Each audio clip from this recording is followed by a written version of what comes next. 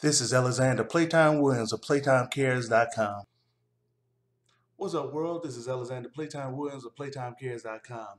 I'm doing my Raw recap. July 6, 2015, happened in Chicago, Illinois. You had JBL, Michael Cole, and Byron Saxton as the commentators. They started off with the Raw recap of Seth Rollins buying gifts for members of the Authority since they unified to go against Brock Lesnar. And they let you know that Kane was actually utilizing his Hawaiian vacation that Seth Rollins bought for him. And so Brock Lesnar and Paul Heyman went to the ring, and the crowd went nuts because they love him. And Heyman pretty much illustrated that Lesnar is gonna get violent when he does get his payback on Rollins, and he illustrated it by naming all the people that he's conquered, like the Undertaker. He said he didn't have nothing against him. He didn't respect him, but he didn't disrespect him. He didn't have nothing against him. He conquered them. He just started naming all the people that it was like that. He's like, but what Rollins did cross the line with him, so he doesn't like Rollins, so he's gonna really hurt him when he get the chance. So that got a whole bunch of suplex cities going, and that was essentially the gist of the message that Brock Lesnar is gonna hurt Seth Rollins, and he's gonna try to get at him tonight. So first match was Big Show versus Ryback, and you had Miz at ringside with a mic in his hand, and it was a big power match. He Miz kept interfering via the mic and jumping up on the stage and talking, "Oh yeah, hit him again," all that type of stuff. More of a comic relief type aspect of it. Both competitors pretty much wore each other out. It was a really good match actually between the both of them, and it ended in no contest because of course the Miz goes in the ring and attacks both of them. 8 out of 10 for the match, and Ryback he ended up shell shocking the Miz, and then Big Show chokeslammed the Miz, and then Ryback hit him with one of those big clotheslines to the Big Show. And then your next match was Brie Bella with Nikki Bella and Alicia Fox. I call it Alicia Fox. Alicia Fox, Team Bella, and that's versus Paige. And they did the Raw recap of Paige versus Alicia Fox from last week. Yeah, slow paced match. And of course it went to the same old writing, the numbers game being a factor, and Paige lose about a 6 out of 10. Um, I'm thinking that chances are, as slow as it's been developing, they're going to allow Tamina and Naomi to finally get tired of seeing the Bella Twins winning, and they come out and help Paige. And it be Team Paige versus Team Bella. Really weak. Hopefully that doesn't happen. So then you had a Raw recap of Bray Wyatt attacking Roman Reigns. So the next match was Roman Reigns versus Sheamus, and they were just hitting each other. His power move. Crowd was really into the match. Once Reigns actually got the upper hand in the match, Bray Wyatt music hit, of course. And you had a guy come down with the little lantern, with the Bray Wyatt outfit on. So, hey, Roman Reigns went over there, hit the dude, boom, Superman punched him, then was going to pick him up to do something else to him, wig come off. That's why I say a guy with the lantern. Um, and then he got counted out. So Sheamus won the match via count out. And that was about an 8 out of 10 match. It was pretty cool. And then you heard Randy Orton music hit, and he make a beeline to the ring, and he pretty much lay out Sheamus with a RKO. So that's a decent match. So the next thing was Seth Rollins. He talked to Triple H that just happened to be there, and asked him what he should do about Brock Lesnar tonight. How should he handle that situation? And Triple H said, "Look, man, you have to pretty much antagonize, Brock Lesnar and keep him just so angry to where he make a mistake and you capitalize on it." So Rollins was like, "Yeah, I'm gonna call out Lesnar tonight and show him that I'm the man." So say, "All right, cool." So they had a Raw recap of Summer Rae and Lana getting into their little fight that they had.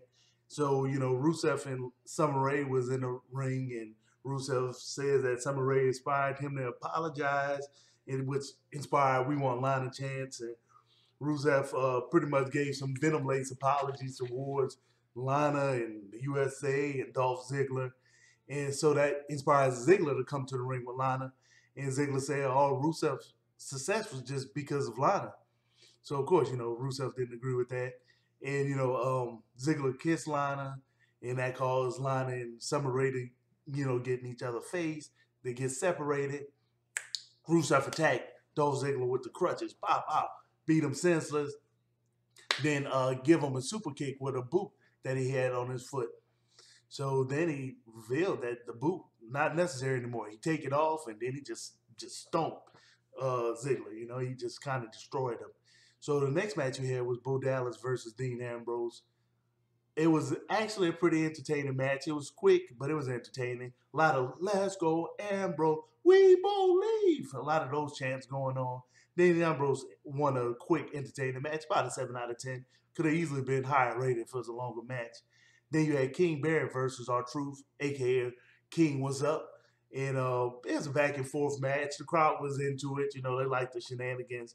But King Barrett actually won with a nice little bullhammer elbow when R-Truth tried to do a high wrist maneuver off of the rope. That was about a 7 out of 10 match. Then you had Seth Rollins and J&J Security coming to the ring, and Rollins saying that he's going to go to Suplex City and he's going to burn it to the ground, that battleground, and that inspired Suplex City chants. Then Justin Bieber chants, and then Rollins pretty much called out Lesnar. Was like, "Hey, what's up?" And Lesnar come out and he looked at the guys. He saw they all had paddles and Kendo sticks and stuff like that. So he went to the fire emergency metal kit and pulled out 2 axes. And he headed to the ring. Then he turned around and he noticed that car, the Cadillac that Seth Rollins bought J&J Security.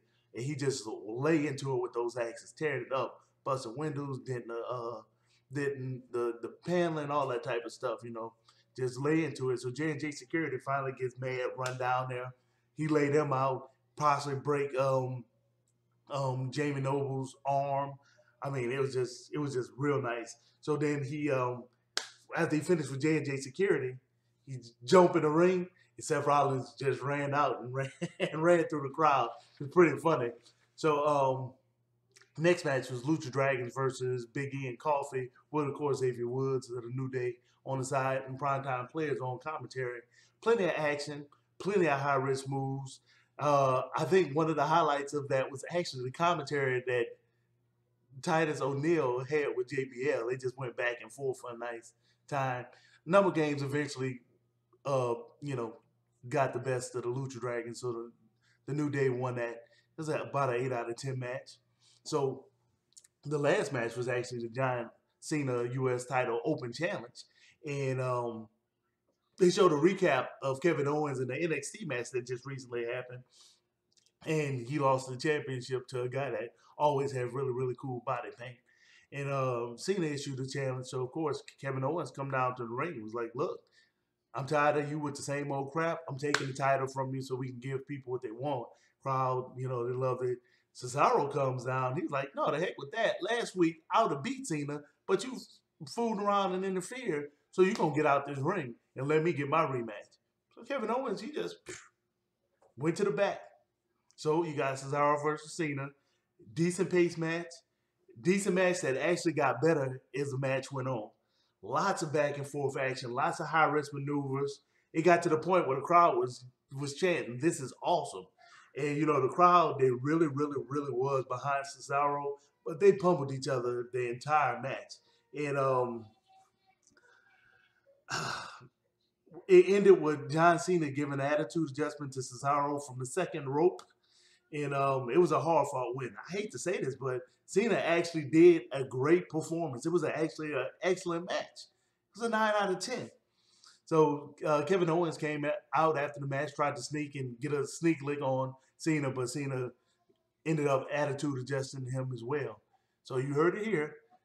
I actually gave John Cena props. He did a great match. I think that with the Cesaro factor being in there, at Battleground in 2 weeks, more than likely he's going to either interfere or either next week he's going to want a triple threat match with that one too. So we'll see. It makes more sense than the triple threat match they made between Ryback and The Miz in the Big Show. So hopefully we'll see. Follow me, Playtime Cares on everything. I'm on. Hey, you tell me a new social media program to get on, I get on it. You can donate, whatever. PlaytimeCares.com. Playtime Cares on everything. Hit me up. Peace.